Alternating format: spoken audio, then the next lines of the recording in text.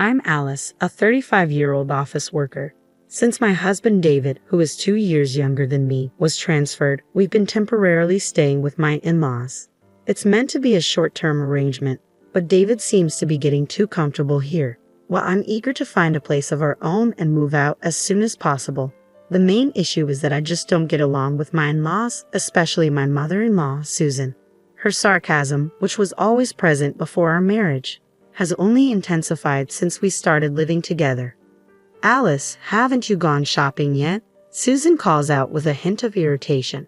You missed the sale at the supermarket. You really need to get better at managing your time. Really?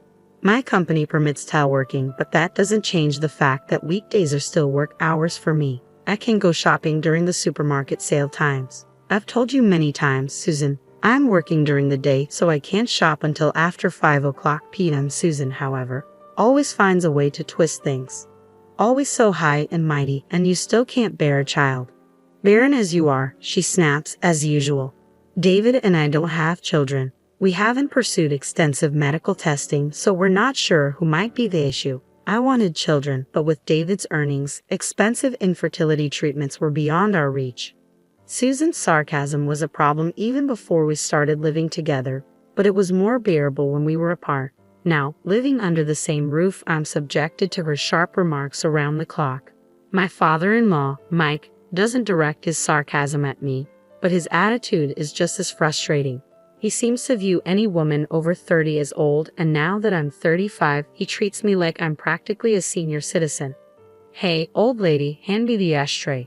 Why are you wearing a skirt? Nobody wants to see an old woman's legs, Mike says with his usual dismissive tone.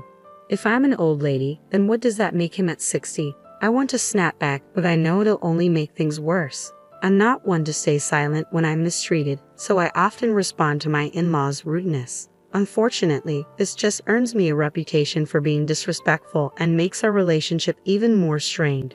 The constant tension in the house is wearing me down, and I'm reaching my breaking point with living together. Meanwhile, David's work has become more demanding since his transfer, with increased weekend shifts and frequent business trips. We haven't had a chance to discuss moving out. Alice, I've got another business trip this weekend. You just had one yourself. Your new branch really requires a lot of travel, David says. His previous job involved overtime but very little weekend work or travel. Can't help it, right? Jobs change with the workplace. That's true, but this change is extreme. Because of it, we haven't been able to start looking for a new place, even though staying with my in-laws was supposed to be temporary. What if we end up stuck here indefinitely? I asked, my voice tinged with fear. Then one day, while unpacking David's bag after he returned from a business trip, I found a piece of paper tucked in a pocket. At first, I thought it was a receipt for his flight and hotel, but when I looked closer, I was stunned. It was a printed reservation for a hotel stay, complete with tickets to a theme park for 2 people. The date on the receipt was for yesterday, the same day David was supposed to be on his business trip.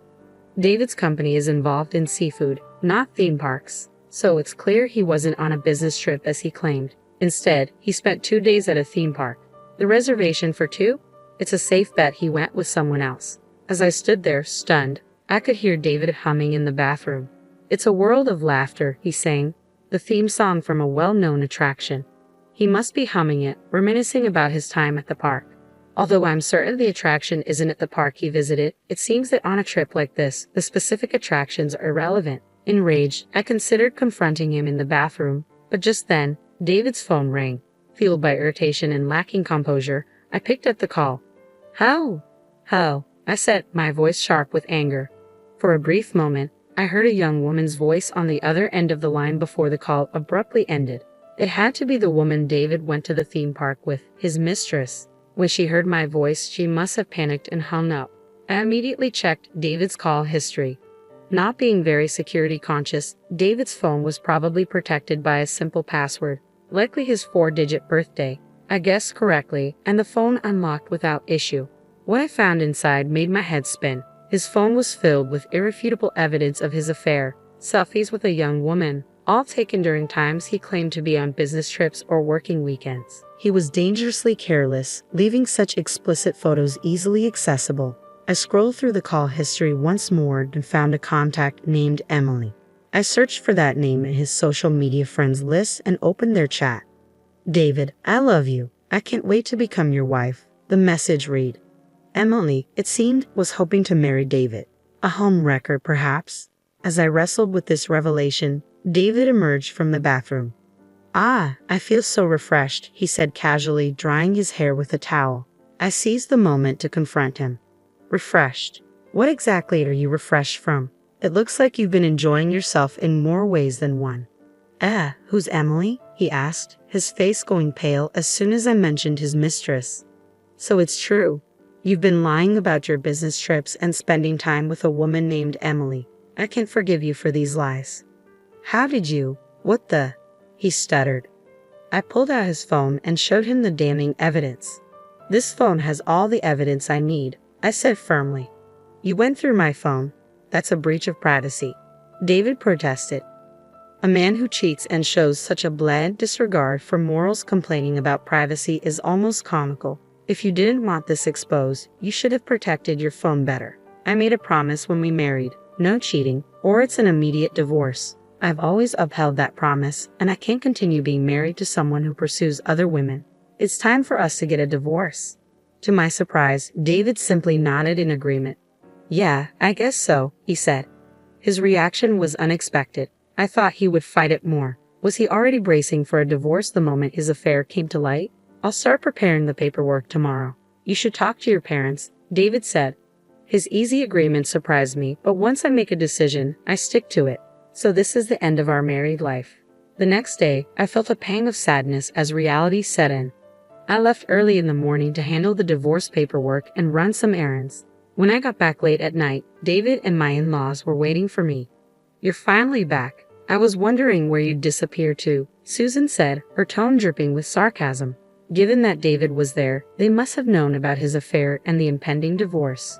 Shouldn't they be offering apologies or at least acknowledging the situation before making snide comments? Instead of expressing any regret, Susan said something utterly shocking. Well, it's about time. I'm actually relieved you're leaving. I didn't want to see your face any longer, so it's good you were out all day. What do you mean by that? I asked, my voice edged with confusion as Susan gave me a smug smile.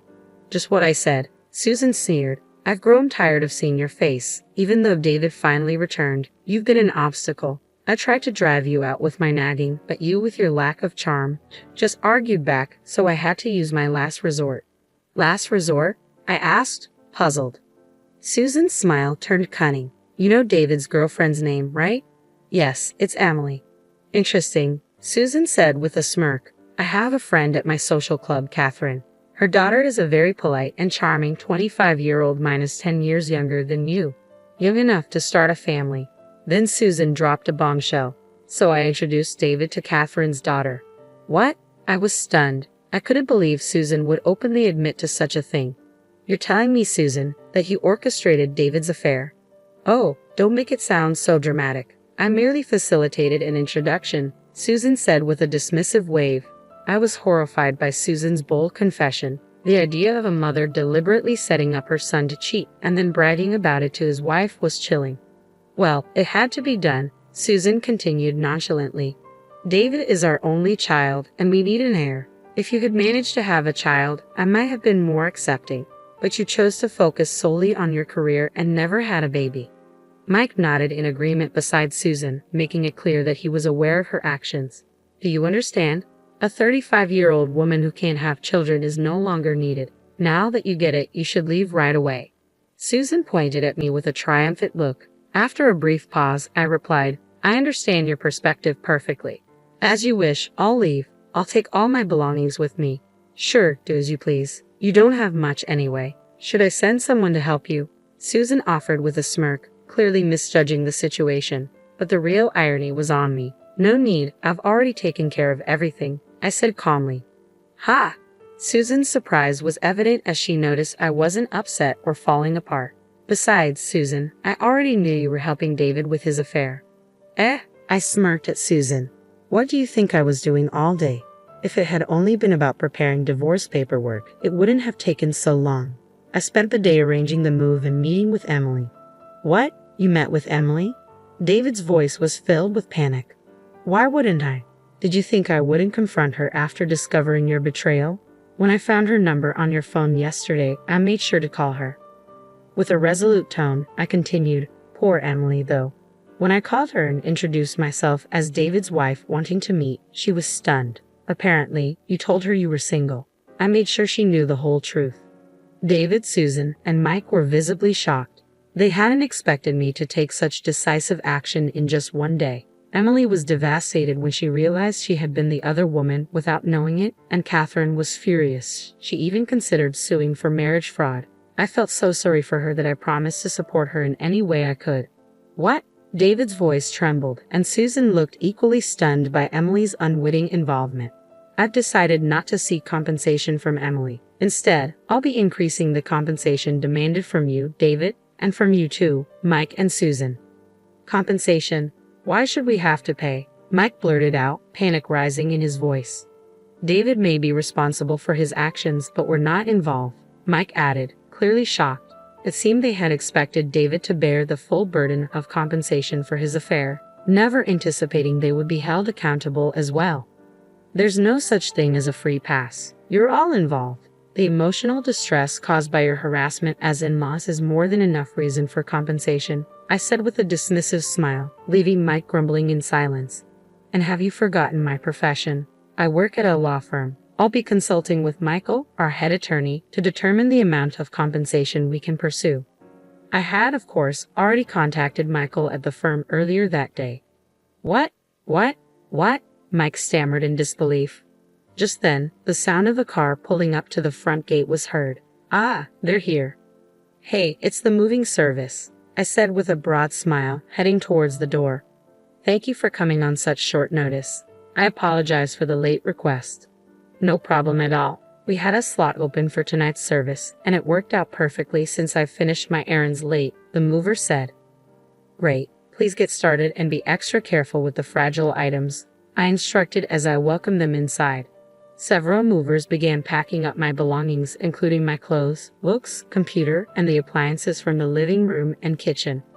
Wait a minute, I heard Susan's voice as the movers efficiently packed everything. Hey, don't take that. Those items belong to us, she protested. No, these are all mine, I said firmly. I brought them into the house when I moved in with David. The in-laws' house had only outdated appliances when we arrived.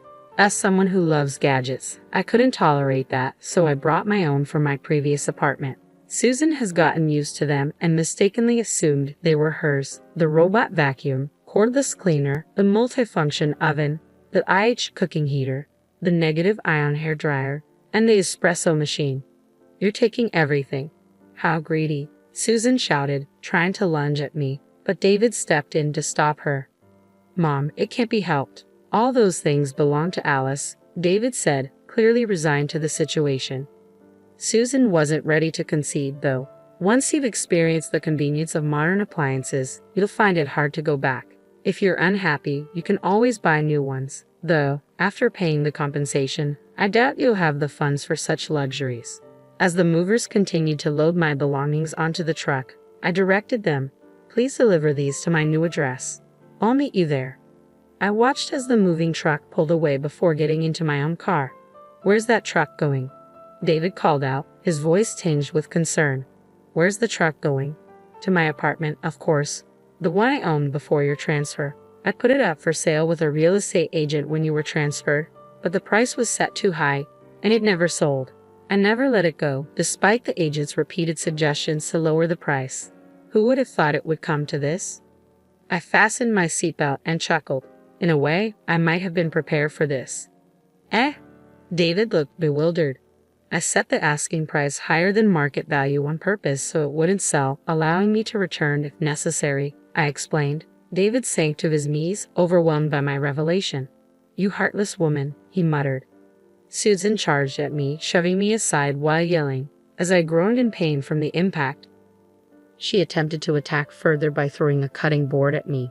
Just then, a black figure darted into the fray, colliding with Susan and sending her sprawling to the ground with a startled cry. Thank you, Midnight, I said as I gathered the stray cat Midnight into my arms. I quickly climbed into the moving truck and sped away from the chaos. I wasn't sure why Midnight appeared, but with his strong sense of justice, he must have come to my rescue. I promised to reward him with some treats later. Following the incident, David and I finalized our divorce. My law firm filed for compensation from David and his parents. Michael, the head attorney, took on the case pro bono, using it as an opportunity to mentor the younger associates. Despite the young lawyers handling parts of the case, I felt reassured by Michael's experience and support. Michael also took on Emily's lawsuit, pursuing both criminal and civil charges with renewed enthusiasm, as it had been a while since he handled a criminal case. After paying compensation to Emily and me, David's parents will likely have to sell their house, and it still might not cover everything. The idea of them facing a life of debt and poverty almost brings a smirk to my face. Now that I'm single, life without David and his deceitful parents feels like a breath of fresh air. For now, I'll revel in my carefree single life in my apartment, enjoying the company of Midnight, the stray cat I brought with me.